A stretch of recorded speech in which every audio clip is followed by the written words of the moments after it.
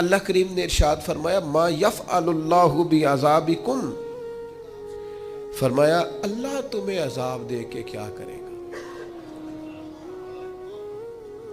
اللہ تمہیں عذاب دے کے او ہو قربان جائیں، مالک چاہتا نہیں کہ اللہ تمہیں عذاب دے کے کیا کرے گا، ان شکرتم و آمنتم، اگر تم شکر ادا کرو اور ایمان لے آؤ، اگر تم شکر گزار بندے بن جاؤ، مومن بندے بن جاؤ، تو اللہ تمہیں عذاب دے کے کیا کرے گا، رب تمہیں عذاب دینا چاہتا نہیں ہے، وہ کرم کرنا چاہتا ہے، وہ عطائیں کرنا چاہتا ہے۔ دو ہی مطالبے ہیں، ایک یہ کہ اس کے شکر گزار بنو، اور ایک یہ کہ مومن کامل بنو۔ نبی پاک صلی اللہ تعالی علیہ وسلم فرماتے سوموار اور جمعرات والے دن لوگوں کے اعمال اللہ کی بارگاہ میں پیش کیے جاتے ہیں، دو مسلمانوں کے دو بھائیوں کے اعمال رب کی بارگاہ میں پیش کیے جاتے ہیں، اعمال ہیں، نیک اعمال ہے، نیکی ہے، نماز ہے، روزہ ہے، حج ہے، زکوٰۃ ہے، صدقات ہے، وہ نیک اعمال اللہ کی بارگاہ میں جمعرات اور پیر کو پیش کیے جاتے ہیں۔ رب کریم فرماتے ٹھہر جو ذرا، ان کے اعمال کو روک دو۔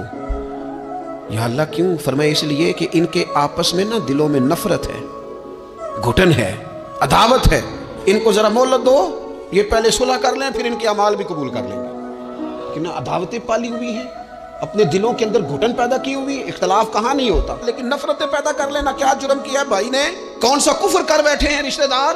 کون سی ایسی بات نکل گئی ہے جو زندگی کے ناطے توڑ کے بیٹھ گئے ہم؟ رب کہتا ہے نہیں قبول ہوں گے ابھی اس کے اعمال، روک دو جب تک یہ آپس میں صلح نہ کر لیں۔ میرے نبی پاک صلی اللہ تعالی علیہ وآلہ وسلم نے ارشاد فرمایا کہ قیامت کے دن اللہ تبارک و تعالی جنتیوں کو خطاب کرے گا، کہے گا اے اہل جنت، تو عرض کریں گے مالک ہمارے سار تسلیم سے تیری بارگاہ میں جھکے ہوئے ہیں، ہم حاضر ہیں۔ تو اللہ تبارک و تعالی ان سے فرمائے گا تم خوش ہو نا؟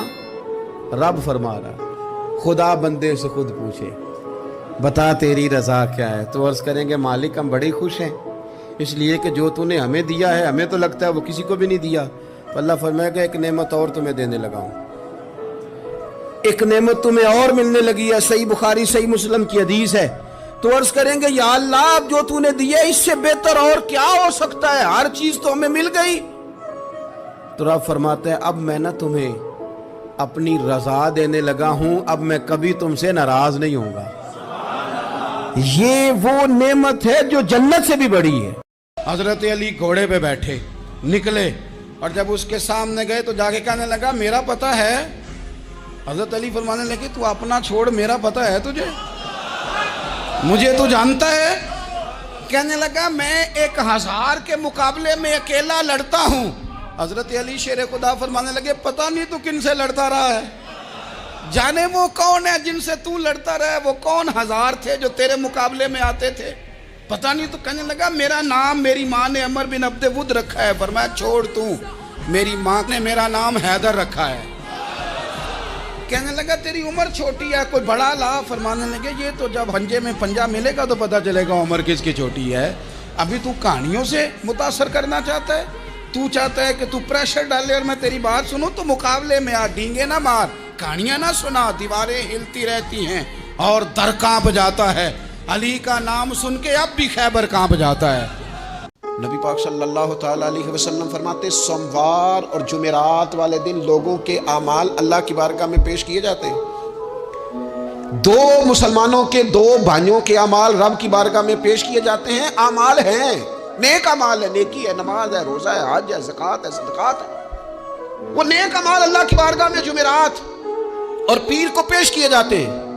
رب کریم فرماتے ٹھہر جو ذرا، ان کے اعمال کو روک دو۔ یا اللہ کیوں؟ فرمایا اس لیے کہ ان کے آپس میں دلوں میں نفرت ہے، گھٹن ہے، عداوت ہے، ان کو ذرا مہلت دو، یہ پہلے صلح کر لیں پھر ان کے اعمال بھی قبول کر لیں گے۔ کہ عداوتیں پالی ہوئی ہیں، اپنے دلوں کے اندر گھٹن پیدا کی ہوئی، اختلاف کہاں نہیں ہوتا، لیکن نفرتیں پیدا کر لینا۔ کیا جرم کیا ہے بھائی نے؟ کون سا کفر کر بیٹھے ہیں رشتہ دار؟ کون سی ایسی بات نکل گئی ہے جو زندگی کے ناطے توڑ کے بیٹھ گئے ہم؟ رب کہتا ہے نہیں قبول ہوں گے ابھی اس کے اعمال، روک دو جب تک یہ آپس میں صلح نہ کر لیں۔ سن لو اور یاد رکھنا، اللہ کی کتاب کا فیصلہ یہ ہے، اگر آپ چاہتے ہیں کہ میرے بچے میرے بعد کسی پریشانی کا شکار نہ ہوں، تو اس کے لیے باپ کا امیر ہونا ضروری نہیں، باپ کا نیک ہونا ضروری ہے۔ نبی کریم نے فرمایا اے اللہ یہ میرے حسن اور حسین ہیں، میں ان دونوں سے محبت کرتا ہوں، تو بھی ان سے محبت فرما۔ اور پھر محبوب فرمانے لگے اے اللہ جو میرے حسن حسین سے محبت کرے تو ان سب سے بھی محبت فرما۔ اور سنو نا یار، یہ میرے نبی پاک کی شان ہے کہ کائنات میں نبیوں کے امام رسول پاک ہیں، پر کسی نے حضور سے کہا یا خیر البریہ، حضور نے فرمایا مجھے نہ کہو، یہ تو حضرت ابراہیم کا لقب ہے۔ ایک مقام میرے نبی پاک صلی اللہ علیہ وسلم نے فرمایا، سیاستہ میں حدیث ہے، فرمایا تم میں سے جو رب سے ملنے کو پسند کرتا ہے نا، جو اللہ سے ملنے کا شوق رکھتا ہے نا، اللہ بھی اس کی ملاقات کو پسند فرماتا ہے۔ تم میں سے جو رب سے ملنے کا شوق رکھتا ہے